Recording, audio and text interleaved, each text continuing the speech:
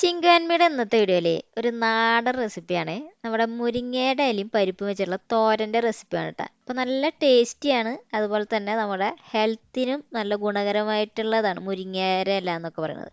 അപ്പോൾ ഈ ഒരു റെസിപ്പി നമുക്ക് വളരെ എളുപ്പത്തിൽ തയ്യാറാക്കിയെടുക്കാൻ പറ്റുന്നതാണ്. അപ്പോൾ ഇതാണ് ഇന്നത്തെ നമ്മുടെ വീഡിയോ കേട്ടോ. അപ്പോൾ അതിനായിട്ട് ആദ്യം തന്നെ പരിപ്പുണ്ടല്ലോ, ഈ പരിപ്പ് ഒരു 1/2 കപ്പാണ് എടുത്തിട്ടുള്ളത്. അതിനെ നമുക്ക് ഒന്ന് വെള്ളത്തിലൊരു നന്നായിട്ട് കഴുകി ക്ലീൻ ആക്കിയതിന് ശേഷം ഒരു അരമണിക്കൂർ തന്നെ റെസ്റ്റ് ചെയ്യാനായിട്ട് മാറ്റി വയ്ക്കാട്ടോ. പിന്നെ ദേ ഇതിലേക്ക് ആവശ്യമായിട്ടുള്ള മുരിങ്ങയുടെ ഇല നമ്മളിവിടെ എടുത്ത് വെച്ചിട്ടുണ്ട് കേട്ടോ. അപ്പോൾ അത് ദേ നന്നായിട്ട് തന്നെ കഴുകിയൊക്കെ ക്ലീൻ ആക്കി ഇവിടെ വെച്ചിട്ടുണ്ട്. പിന്നെ ദേ കുറച്ച് ചെറുള്ളി, അതുപോലെ തന്നെ വെളുത്തുള്ളി ഉണ്ട്. പിന്നെ ഇതിലേക്ക് കുറച്ച് നാളികേരം, ഞാനിവിടെ ഒരു 1/2 കപ്പോളം നാളികേരമാണ് ചെരുകി എടുത്തിട്ടുള്ളത്, അതും കൂടി മാറ്റി വെച്ചിട്ടുണ്ട്. ഇനി ഇതേ ഒരു ചട്ടിയിലേക്ക് നമുക്കൊരു 2 ടേബിൾ സ്പൂണോളം വെളിച്ചെണ്ണ ഒഴിച്ചു കൊടുക്കാം.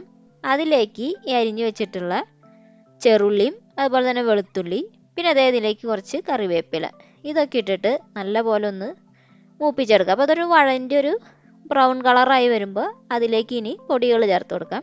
അപ്പോൾ ആദ്യം തന്നെ ചേർത്ത് കൊടുക്കേണ്ടത് മുളക് പൊടിയാണ്. പിന്നെ അതേ കുറച്ച് മഞ്ഞൾപ്പൊടി ഇതിലേക്ക് വന്നിട്ട് കൊടുക്കാം കേട്ടോ.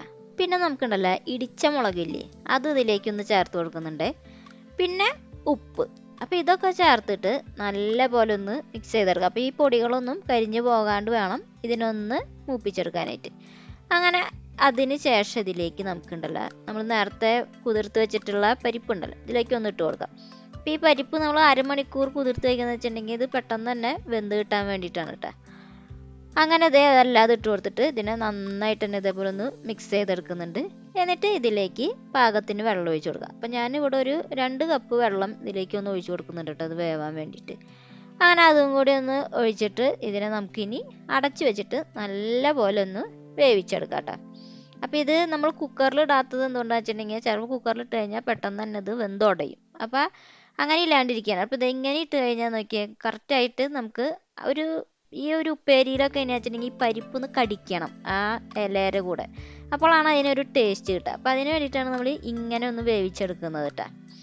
അപ്പോൾ നമുക്കിത് ഇതേപോലെ ഒന്ന് ഇതിൻ്റെ ഒരു കറക്റ്റ് പാകം എന്ന് പറയുന്നതൊന്ന് ഞാൻ കാണിച്ചു തരാം. അപ്പോൾ നമുക്ക് ഇതിനെ ഒന്ന് എടുത്തിട്ട് ഇതേപോലെ ഒന്ന് നമുക്കൊന്ന് ഞെക്കി നോക്കുമ്പോൾ അതിൻ്റെ ഒന്ന് ജസ്റ്റ് ഒന്ന് ഇതേപോലെ ഒന്ന് പൊട്ടി വരിക, അത്ര മതി. അതാണ് അതിൻ്റെ ഒരു പരുവെന്ന് പറയുന്നത്. ഇനി ഇതിലേക്ക് നമുക്ക് മുരിങ്ങയുടെ ഇലയും കൂടി ഒന്ന് ചേർത്ത് കൊടുക്കാം. അപ്പോൾ ഈ ഇല അല്ലാതെ ഒന്ന് ഇതിലേക്ക് ഇട്ടിട്ട് ഇതിനെ വീണ്ടും ഒന്ന് മിക്സ് ചെയ്തെടുക്കാം. അതിന് ശേഷം നമുക്ക് വീണ്ടും ഒന്ന് അടച്ചു വെച്ചിട്ട് വേവിച്ചെടുക്കാം. അപ്പോൾ ആ ഇലയും അതിൽ കിടന്നിട്ടൊന്ന് നല്ലപോലെ ഒന്ന് വെന്ത് വരണം. അങ്ങനെ മുരിങ്ങയുടെ ഇലയൊക്കെ നല്ല പോലെ തന്നെ വെന്ത് വന്നിട്ടുണ്ട്. ഇനി കുറച്ചും കൂടി വെള്ളം ഒന്ന് വറ്റിക്കാനുണ്ട്. അപ്പോൾ നമുക്ക് ഇനി ഇതൊന്ന് ഇങ്ങനെ മിക്സ് ചെയ്തിട്ട് അതിൻ്റെ ആ ഒരു വെള്ളം ഒന്ന് വറ്റിച്ചെടുക്കണം. അപ്പോൾ നന്നായിട്ട് വറ്റി ആ ഇലയും പരിപ്പും നല്ലപോലെ സെപ്പറേറ്റ് ആയിട്ടിരിക്കണം.